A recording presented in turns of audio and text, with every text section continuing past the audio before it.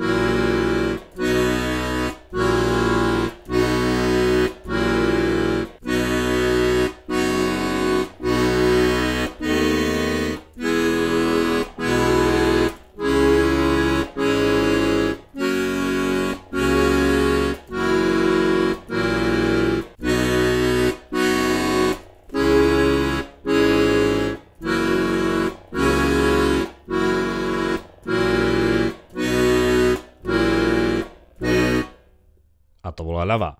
Nezabudnite si do toho zahrať vždy tú druhú ruku. Keď sa naučíte jednu, hrajte, treba, ak sa naučíte najskôr pravú ruku, hrajte potom do ľavej ruky, do videa a naopak. Keď budete vedieť ľavú ruku, tak ju hrajte potom do podkladu do pravej. No a teraz už tá sľúbená esta.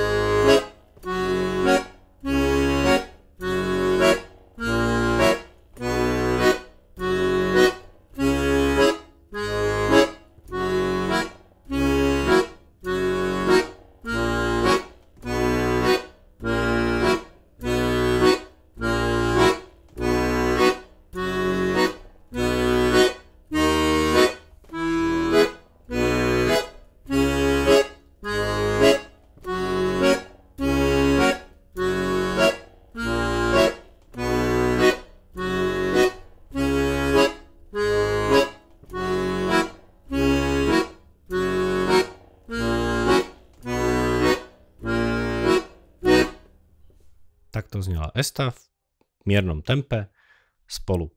Takže viete, čo vás čaká, až budete vedieť to predtým. A my sa presunieme teraz k záveru.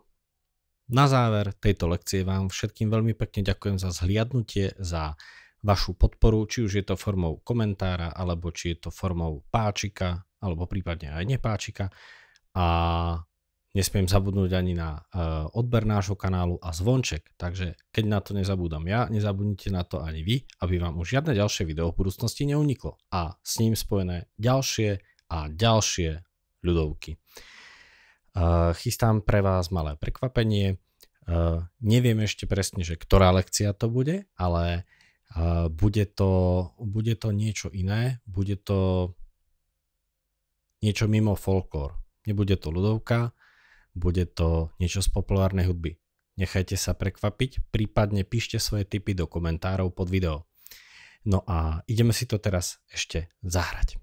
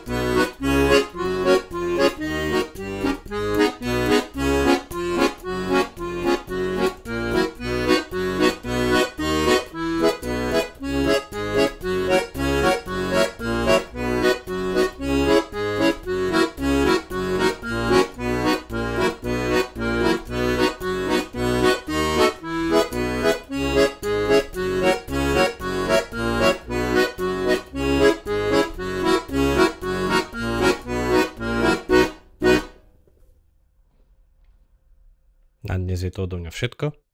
Ja sa na vás teším pri ďalšej lekcii a dovtedy do cvičenia.